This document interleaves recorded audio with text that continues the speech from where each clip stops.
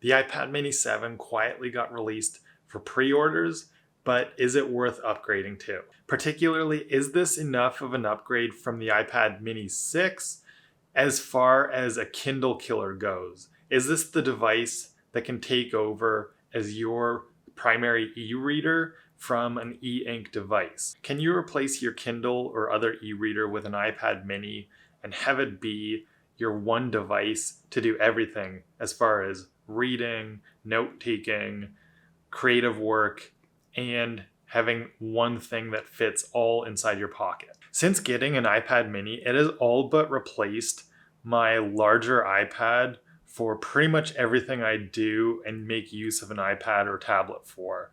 From reading, which is the primary thing that I like to use it for, to note-taking and any kind of creative work like drawing with the Apple Pencil. And while I still love reading on a Kindle for that e-ink experience to eliminate distractions and just have one device that's perfect for reading, I find that the iPad mini has become an essential part to reading and acquiring new skills or information for me because of the variety of apps and different ways that I can consume information as well as take notes on it much more conveniently than with an e-reader. It really has helped the iPad mini 6 to become a device that I find to be irreplaceable for my learning and skill acquisition. But with this release of the iPad mini 7, is it enough of a change and upgrade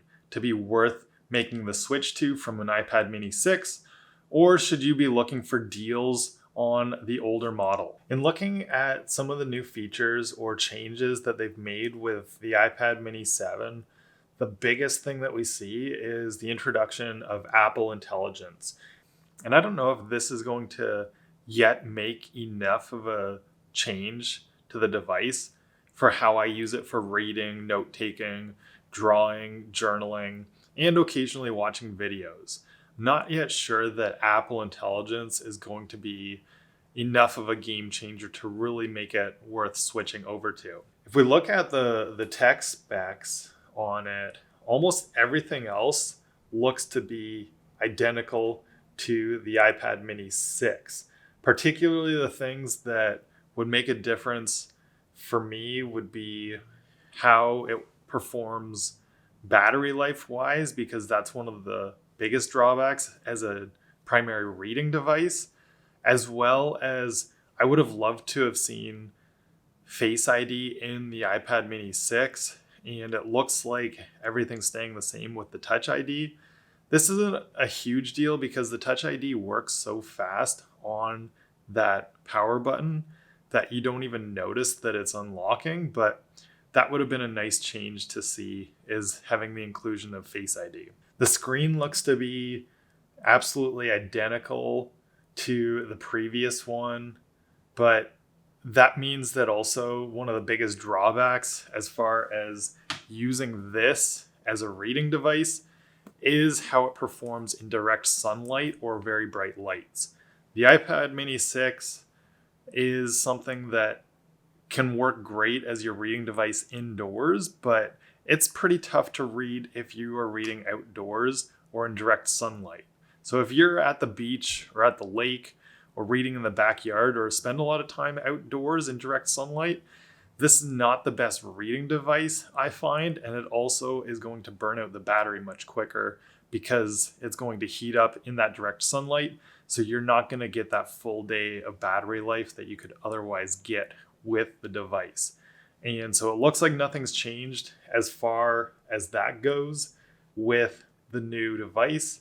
It's still going to have the same peak brightness, and it's going to still have, when we look at battery life, it actually looks like it's got the same battery as well.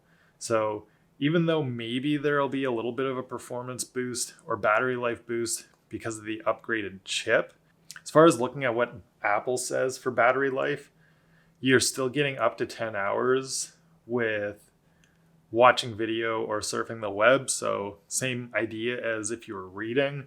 I find that to be accurate to about how much time I get with total screen on time with the iPad mini 6. And that means that there's probably not going to be a huge change in battery life with the new device either. So then basically what it comes down to is Apple Intelligence going to be enough of a change with the iPad mini 7 to make it worth switching from an iPad mini 6 or switching over your e-reader device if you haven't already made the transition to reading more on an iPad as your primary e-reader. And I think that we'll have to wait and see how it actually performs once Apple Intelligence comes out, rather than speculating on how useful it's actually going to be. I think that for an e-reader device, you're probably better off, if you really want to switch over to using one device to rule them all, to just getting the iPad mini 6 at a much better price now that the new model is coming out. But let me know your thoughts about this. Are you already switched over to reading on an iPad or other tablet instead of an e-reader device?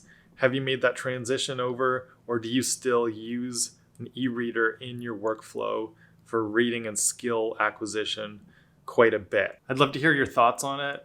I can see more people are watching the videos I've created in the past about reading on the iPad mini versus Kindle. Likely with this release of the new iPad, people are curious about whether they can transition their reading device to exclusively reading on an iPad. And I do think that the form factor of the iPad mini 6 has been the best we've seen yet for this. But let me know your thoughts in the comments below. And if you haven't already seen the video where I compare switching over to reading on the iPad mini, check out this video next, where I talk about some of the pros and cons of making the transition from reading on Kindle to the iPad mini.